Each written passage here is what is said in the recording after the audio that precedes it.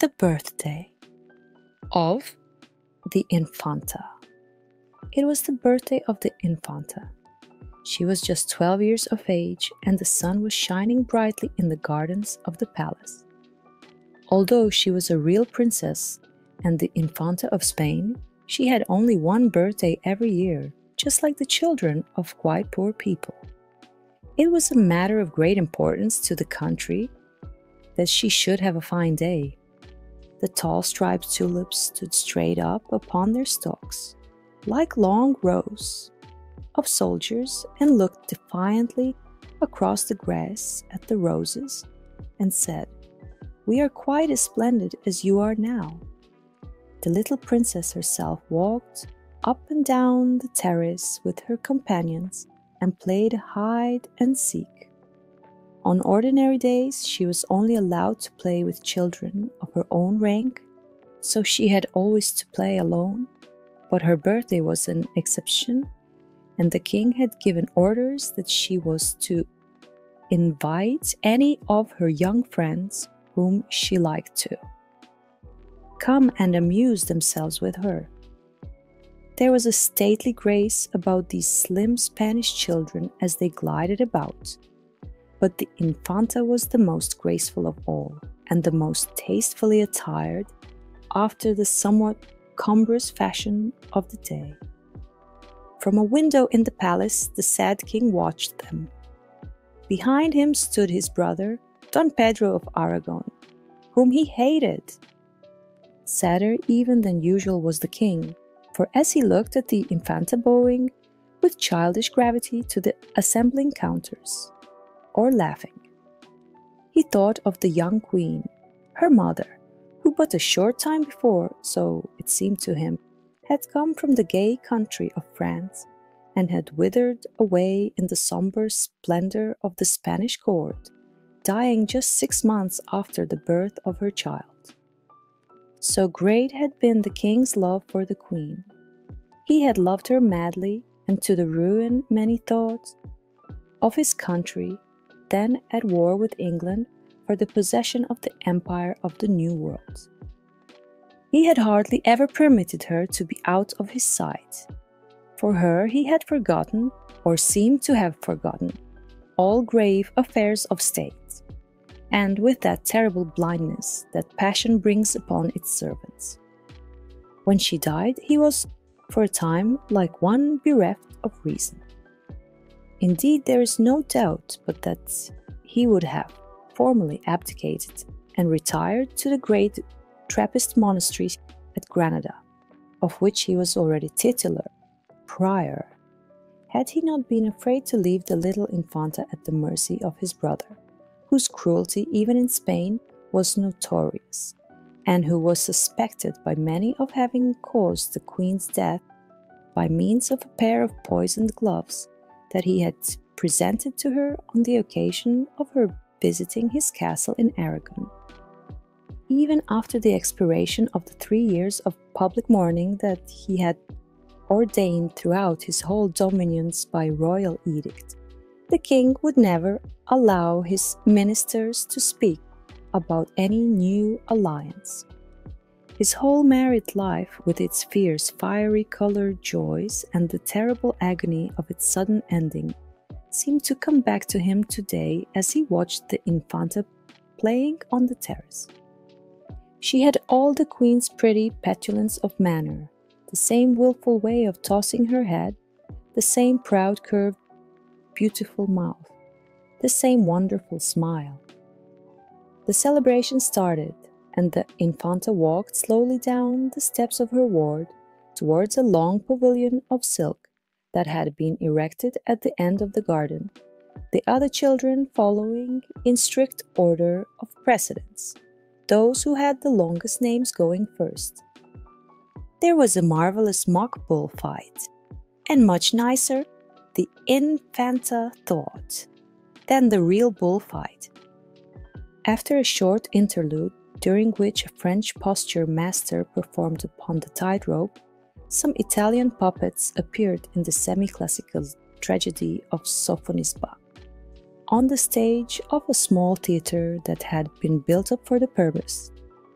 They acted so well, and their gestures were so extremely natural that at the close of the play the eyes of the Infanta were quite dim with tears. Indeed, some of the children really cried and had to be comforted with sweets.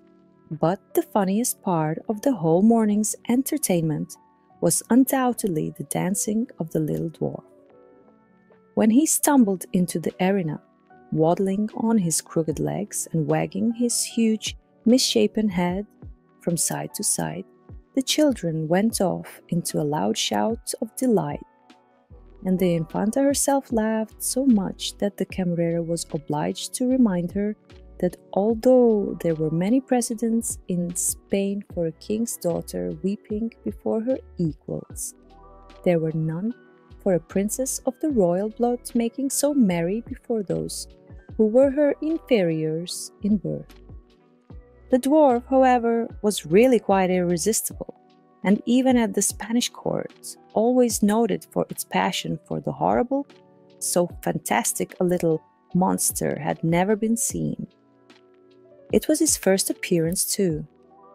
He had been discovered only the day before, running wild through the forest, by two of the nobles, who happened to have been hunting in a remote part of the great cork wood that surrounded the town, and had been carried off by them to the palace as a surprise for the Infanta. The dwarf's father was a poor man who was pleased to get rid of so ugly and useless a child. Perhaps the most amusing thing about him was his complete unconsciousness of his own grotesque appearance. Indeed, he seemed quite happy and full of the highest spirits. When the children laughed, he laughed as freely and as joyously as any of them, and at the close of each dance he made them each the funniest of bows, smiling and nodding at them just as if he was really one of them. As for the Infanta, she absolutely fascinated him. He could not keep his eyes off her and seemed to dance for her alone, and at the close of the performance, remembering how she had seen the great ladies of the court throw bouquets to Caffarelli, the famous Italian troubadour, she took out of her hair the beautiful white rose, and partly for a jest and partly to tease the camarera, threw it to him across the arena with her sweetest smile. He took the whole matter quite seriously, and pressing the flower to his rough, coarse lips, he put his hand upon his heart and sank on one knee before her, grinning from ear to ear and with his little bright eyes sparkling with pleasure. This so upset the gravity of the Infanta that she kept on laughing long after the little dwarf had run out of the arena, and expressed a desire to her uncle that the dance should be repeated. The camarera, however, on the plea that the sun was too hot, decided that it would be better that Her Highness should return without delay to the palace, where a wonderful feast had been already prepared for her, including a birthday cake with her own initials worked all over it in painted sugar and a lovely silver flags waving from the top. The Infanta accordingly rose up with much dignity, and having given orders that the little dwarf was to dance again for her after the hour of rest, she went back to her apartments, the children following in the same order in which they had entered. When the little dwarf heard that he was to dance a second time before the Infanta, and by her own command, he was so proud that he ran out into the garden, kissing the white rose in an absurd ecstasy of pleasure, and making the most uncouth and clumsy gestures of delight. The flowers were quite indignant at his daring to intrude into their beautiful home, and when they saw him capering up and down the walks and waving his arms above his head in such a ridiculous manner, they could not restrain their feelings any longer. "He's really far too ugly to be allowed to play in any place where we are," cried the tulips. "He should drink poppy juice and go to sleep for 1,000 years," said the great scarlet lilies, and they grew quite hot and angry. "He is a perfect horror," screamed the cactus. "Why, he's twisted and stumpy, and his head is completely out of proportion with his legs. Really, he makes me feel prickly all over, and if he comes near me, I will sting him with my thorns." "He has actually got one of my best blooms," exclaimed the white rose tree. "I gave it to the Infanta this morning myself as a birthday present, and he has stolen it from her." She called out, "Thief, thief, thief," at the top of her voice. Even the red geraniums, who did not usually give themselves airs and were known to have a great many poor relations themselves, curled up in disgust when they saw him. When the violets meekly remarked that though he was certainly extremely plain, still he could not help it, they retorted with a good deal of justice that that was his chief defect, and that there was no reason why one should admire a person because he was incurable. Some of the violets themselves felt that the ugliness of the little dwarf was almost ostentatious, and that he would have shown much better taste if he had looked sad or at least pensive, instead of jumping about merrily and throwing himself into such gross and silly attitudes. As for the old sundial, almost forgot to mark 2 whole minutes with his long shadowy finger, and could not help saying to the peacock, who was sunning herself on the balustrade, that everyone knew that the children of kings were kings, that the children of charcoal burners were charcoal burners, and that it was absurd to pretend that it wasn't so. A statement with which the peacock entirely agreed, and indeed screamed out, "Certainly, certainly," in such a loud, harsh voice that the goldfish who lived in the basin of the cool splashing fountain put their heads out of the water and asked about the matter. But somehow the birds liked him. They had seen him often in the forest, dancing about like an elf after the eddying leaves, or crouched up in the hollow of some old oak tree sharing his nuts with the squirrels. Birds did not mind his being ugly a bit. Why, even the nightingale herself, who sang so sweetly in the orange groves at night that sometimes the moon leaned down to listen, was not much to look at after all. And besides, he had been kind to them. And during that terribly bitter winter, when there were no berries on the trees, and the ground was as hard as iron, the wolves had come down to the very gates of the city to look for food, he had never once forgotten them, but had always given them crumbs of black bread and divided with them whatever poor breakfast he had. So they flew round and round him, just touching his cheek with their wings as they passed, and chattered to each other. The little dwarf was so pleased that he could not help showing them the beautiful white rose, and telling them that the Infanta herself had given it to him because she loved him. They did not understand a single word of what he was saying, but that made no matter, for they put their heads on one side and looked wise, which is quite as good as understanding a thing, and very much easier. The lizards also took an immense fancy to him, and when he grew tired of running about and flung himself down on the grass to rest, they played and romped all over him, and tried to amuse him in the best way they could. "Everyone cannot be as beautiful as a lizard," they cried. "That would be too much to expect, though it sounds absurd to say so. He's not so ugly after all, provided, of course, that one shuts one's eyes and does not look at him." The lizards were extremely philosophical by nature, and often sat thinking for hours and hours together, when there was nothing else to do or when the weather was too rainy for them to go out. The flowers, however, were excessively annoyed at the behavior of lizards and at the behavior of the birds. "It only shows," they said, "what a vulgarizing effect this incessant rushing and flying about has. Well-bred people always stay exactly in the same place as we do. No one ever saw us hopping up and down the walks or galloping madly through the grass after flies. When we do want change of air, we send for the gardener, and he carries us to another bed. This is dignified, and as it should be. But birds and lizards have no sense of repose, and indeed birds have not even a permanent address.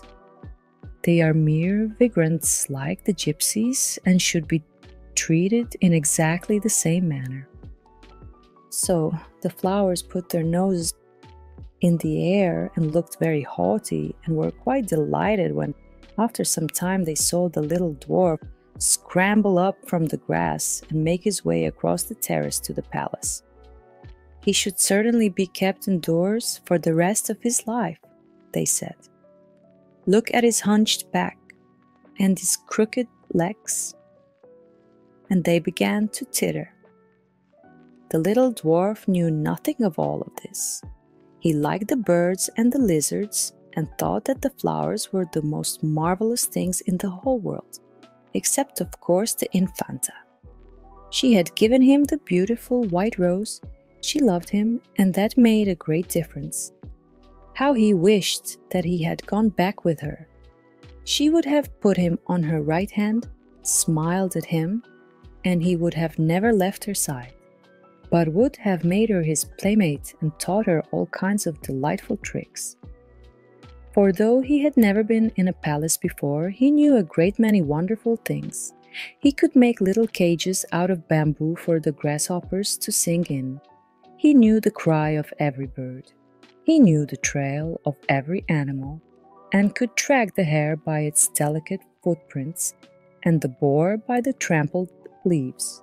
He also knew all the wild dances, the winter dance, the spring dance, and the blossom dance. He knew where the wood pigeons built their nests, and once, when a fowler had snared the parent birds, he had brought up the young ones himself, and had built a little dovecote for them in the cleft of a pollard elm. They were quite tame, and used to feed out of his hands every morning. The princess would like them, and the rabbits that scurried about in the long fern, the jays with their steely feathers and black bills, the hedgehogs that could curl themselves up into prickly balls, and the great wise tortoises that crawled slowly about, shaking their heads and nibbling at the young leaves. The princess must certainly come to the forest and play with him. He would give her his own little bed, and would watch outside the window till dawn to see that the wild horned cattle did not harm her, nor the gaunt wolves creep too near the hut. At dawn he would tap at the shutters and wake her, and they would go out and dance together all day long. When she was tired, he would find a soft bank of moss for her, or carry her in his arms, for he was very strong, though he knew that he was not tall. He would make her a necklace of red berries that would be quite as pretty as the white berries that she wore on her dress, and when she was tired of them, she could throw them away, and he would find her others. He would bring her acorn cups and dew-drenched anemones to be stars in the pale gold of her hair. But where was she? He asked the white rose, and it gave him no answer. The whole palace seemed asleep. He wandered all around looking for some place through which he might gain an entrance, and at last he caught sight of a little private door that was open. He slipped through this door and found himself in a splendid hall, far more splendid, he feared, than the forest. There was so much more gilding everywhere, and even the floor was made of great colored stones fitted together into a sort of geometrical pattern.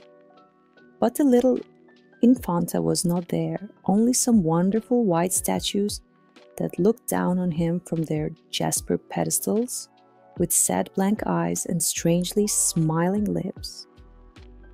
At the end of the hall hung a richly embroidered curtain of black velvet, powdered with suns and stars, the king's favorite devices, embroidered on the color he loved best. Perhaps she was hiding behind that. He would try at any rate. So he stole quietly across and drew it aside. No, there was only another room, though a prettier room, he thought, than the one he had just left. The little dwarf looked in wonder all round him and ran across the soft Moorish carpets and opened the door. No, she was not here either. The room was quite empty. But the little dwarf cared nothing for all this magnificence.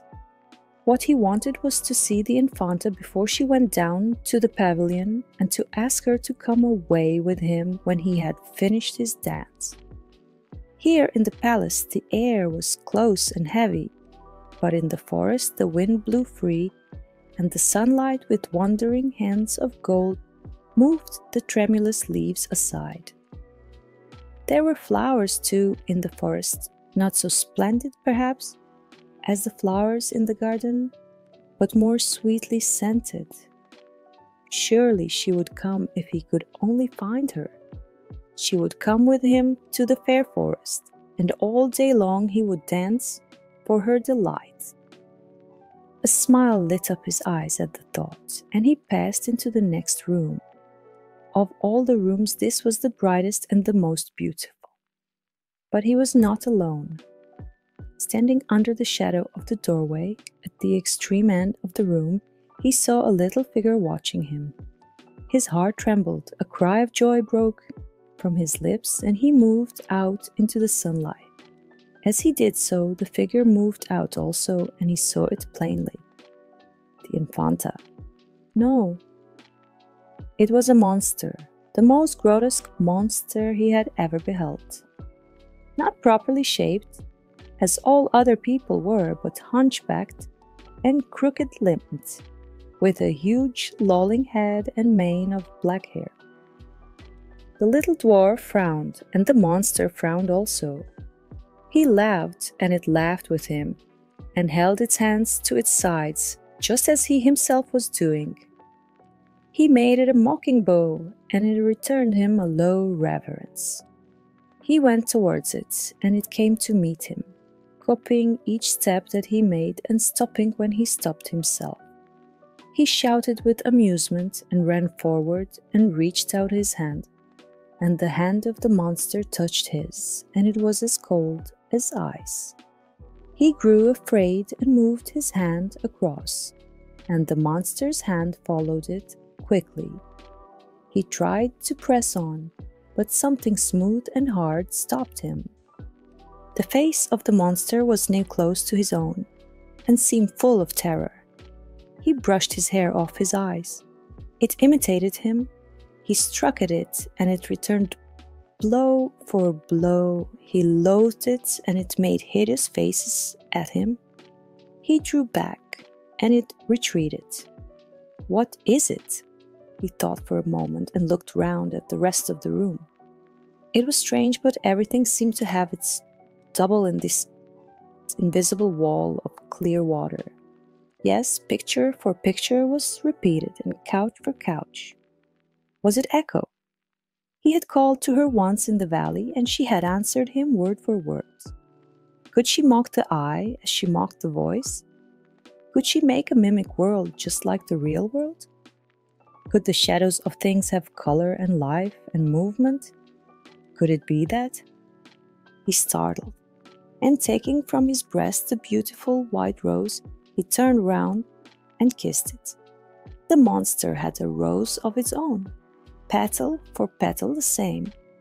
It kissed it with like kisses, and pressed it to its heart with horrible gestures.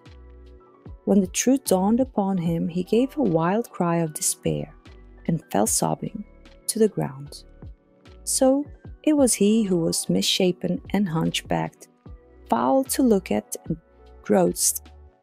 He himself was the monster, and it was at him that all the children had been laughing, and the little princess who he had thought loved him.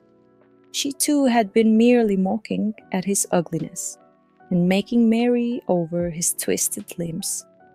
Why had they not left him in the forest, where there was no mirror to tell him how loathsome he was? Why had his father not killed him, rather than sell him to his shame? The hot tears poured down his cheeks, and he tore the white rose to pieces. The sprawling monster did the same, and scattered the faint petals in the air. It groveled on the ground, and when he looked at it, it watched him with a face drawn with pain. He crept away, lest he should see it, and covered his eyes with his hands. He crawled, like some wounded thing, into the shadow, and lay there moaning. At that moment, the Infanta herself came in with her companions, and when they saw the ugly little dwarf lying on the ground and beating the floor with his clenched hands in the most fantastic and exaggerated manner, they went off into shouts of happy laughter and stood around him and watched him. "His dancing was funny," said the Infanta, "but his acting is funnier still. He is almost as good as the puppets, only of course not quite so natural." The princess fluttered her big fan and applauded, but the little dwarf never looked up, and his sobs grew fainter and fainter, and suddenly he gave a curious gasp and clutched his side. Then he fell back again and lay quite still. "That is very good," said the Infanta after a pause, "but now you must dance for me." "Yes," cried all the children, "you must get up and dance, for you are as clever as the apes and much more ridiculous." But the little dwarf made no answer. The Infanta stamped her foot and called out to her uncle, who was walking on the terrace with the chamberlain, reading some dispatches that had just arrived from Mexico. The princess cried, "My funny little dwarf is sulking. You must wake him up and tell him to dance for me." They smiled at each other and sauntered in, and Don Pedro stooped down and slapped the dwarf on the cheek with his embroidered glove. "You must dance," he said, "you must dance. The Infanta of Spain wishes to be amused." But the little dwarf never moved. "A whipping master should be sent for," said Don Pedro wearily, and he went back to the terrace. But the chamberlain looked grave. He knelt beside the little dwarf and put his hand upon his heart.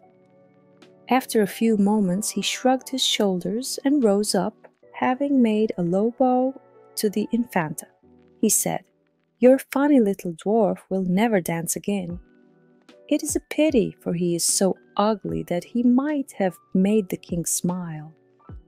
"But why will he not dance again?" asked the Infanta, laughing. "Because his heart is broken," answered the chamberlain.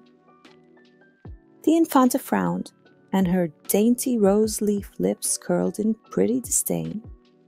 "For the future, let those who come to play with me have no hearts," she cried, and she ran out into the garden.